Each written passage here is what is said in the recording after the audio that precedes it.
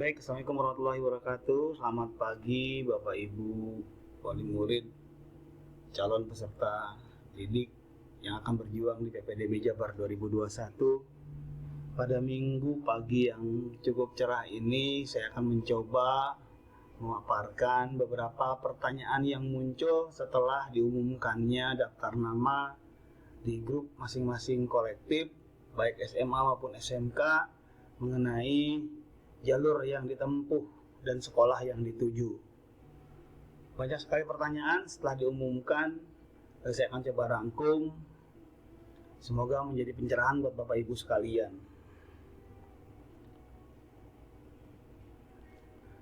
Pertanyaan yang pertama yang banyak ditanyakan, saya ambil salah satu contoh dari pertanyaan wali murid Damar Praditya 99. Pertanyaannya adalah, saya kebingungan Pak, ketika saya mau memilih jalur zonasi di SMA,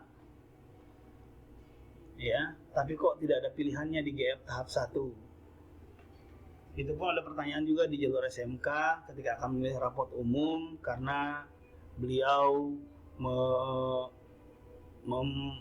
sudah memperhitungkan kalau misalnya untuk mengikuti jalur rapot unggulan di tahap pertama, untuk nilai mapel IPA, matematika, dan bahasa Inggris tidak mencukupinya, makanya dia mau ke jalur rapot umum. Tapi ketika mau ngisi GF kok tidak ada pilihannya. Baik, untuk pertanyaan yang untuk memilih jalur zonasi dan jalur rapot umum, ya, kenapa tidak ada? Karena keduanya itu ada di tahap 2 nanti, yaitu mulai tanggal 25 Juni sampai dengan 1 Juli. Sedangkan yang ada isi kemarin di GF itu adalah yang mengikuti tahap 1. Ya, tahap 1 yang akan dimulai pada tanggal 7 besok sampai tanggal 11 Juni. Di tahap 1 ada apa aja?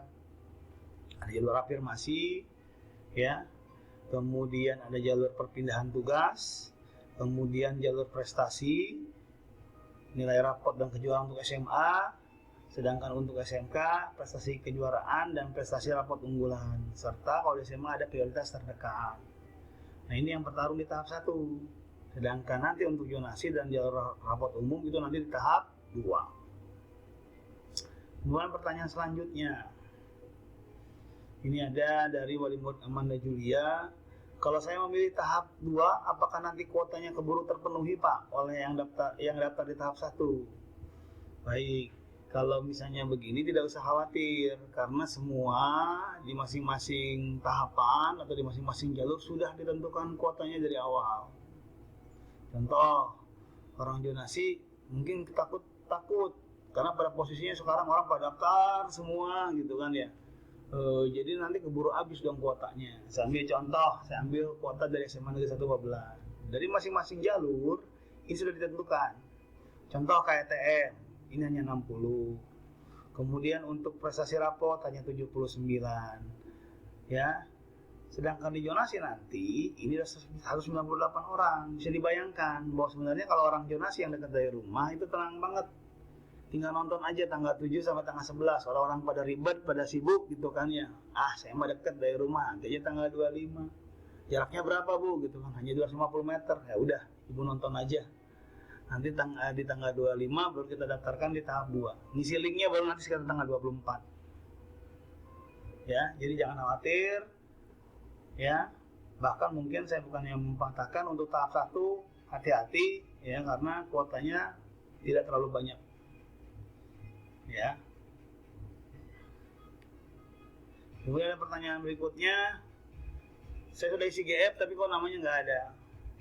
Ada juga yang, kenapa nama saya ada 2 di pengumuman daftar kolektif kenapa nama saya ada 2 di pengumuman daftar siswa yang ada di grup kolektif? Ini pertanyaan saya ambil dari grup wali murid Agnesia Putri 94 dan wali murid Lutfi Tribaskoro 99. Baik, kalau untuk GF, tolong diperhatikan baik-baik ya.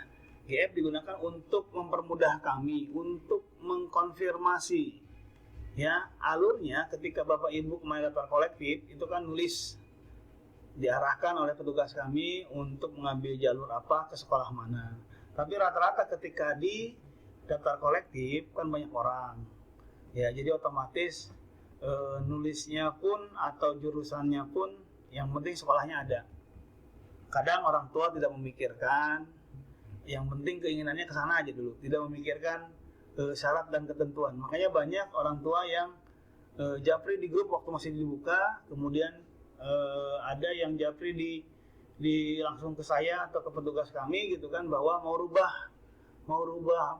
pilihan, mau rubah sekolah. Nah, maka dari itu kami fasilitasi dengan GF. Nah, GF ini akan kami lakukan untuk memilah konfirmasi pertama mengenai jurusan atau tujuan sekolah. Namun nanti ketika akan daftar pun kami akan konfirmasi ulang, baik by phone maupun by WA. Makanya tolong pastikan ketika nanti di di waktu pendaftaran, tolong pastikan nomor WA yang diserahkan ke kami adalah nomor WA yang aktif. Ya, nomor WA aktif dan juga standby. Jadi sewaktu-waktu kami hubungi itu bisa langsung. Karena ketika pendaftaran nanti saya pasti akan telepon langsung atau WA langsung menanyakan kembali kepastian sebelum diklik.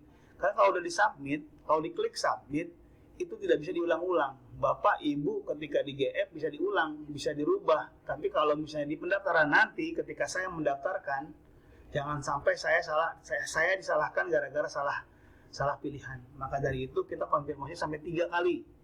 Penulisan waktu daftar kolektif yang pertama, kemudian yang kedua mengisi link GF, yang ketiga nanti kita akan konfirmasi secara langsung baik telepon maupun lewat WA.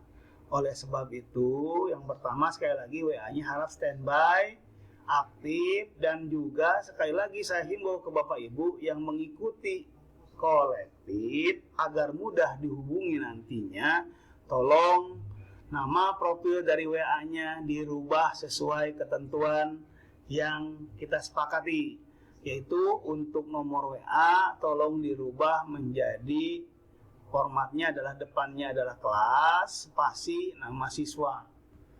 Dan ini sangat efektif ya. Contoh kenapa saya tahu kalau yang bertanya adalah wali murid dari Agnesia ataupun Lutfi Tri Baskoro, karena ketika saya lihat profilnya gitu kan, nama profilnya itu sudah nama siswa.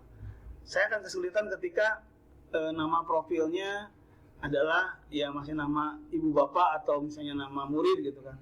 Kadang-kadang apalagi kalau murid ya, kadang-kadang tulisan Korea lah, atau ada juga yang bisa mungkin kalimat atau kata-kata yang tidak pantas kadang-kadang. Nah, itu dia, makanya untuk grup kolektif saya harapkan sekali lagi untuk sementara rubah dulu menjadi format nama kelas dan nama siswa.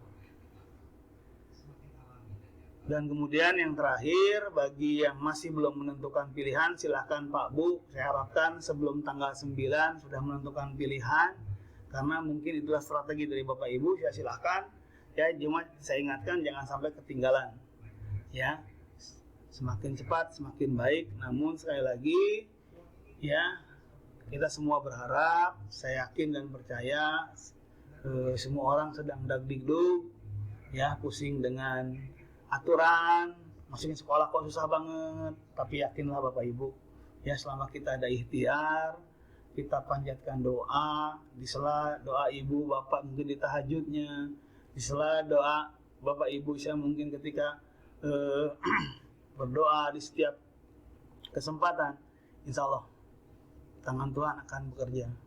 Maka dari itu tetap semangat Bapak Ibu, ya. Dan juga jika ada pertanyaan silahkan.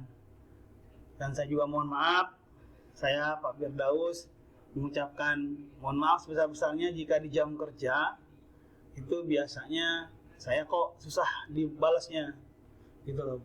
Kalau saya WA, saya telepon Pak Firdaus, kalau jam kerja kenapa susah ya gitu loh. Saya jawab Bapak Ibu, di jam kerja itu pasti saya banyak menerima bisa dikatakan konsultasi dari Bapak Ibu. Makanya kalau mau konsultasi di hari kerja lebih baik datang ke sekolah langsung. Ya, jadi otomatis kalau lewat WA mungkin malam. Kalau agak malaman insya Allah mungkin saya agak cepat responnya. Tapi kalau misalnya siang itu biasanya saya harus menghadapi melayani dulu orang tua yang datang ke sekolah. Belum juga ada pekerjaan dinas yang harus dikerjakan. Jadi mohon maaf kalau misalnya siang di jam kerja di hari kerja itu saya agak slow respon untuk di WA dan di teleponnya. Baik Bapak Ibu, untuk sementara itu saja. Ya, tetap semangat Bapak Ibu. Assalamualaikum warahmatullahi wabarakatuh.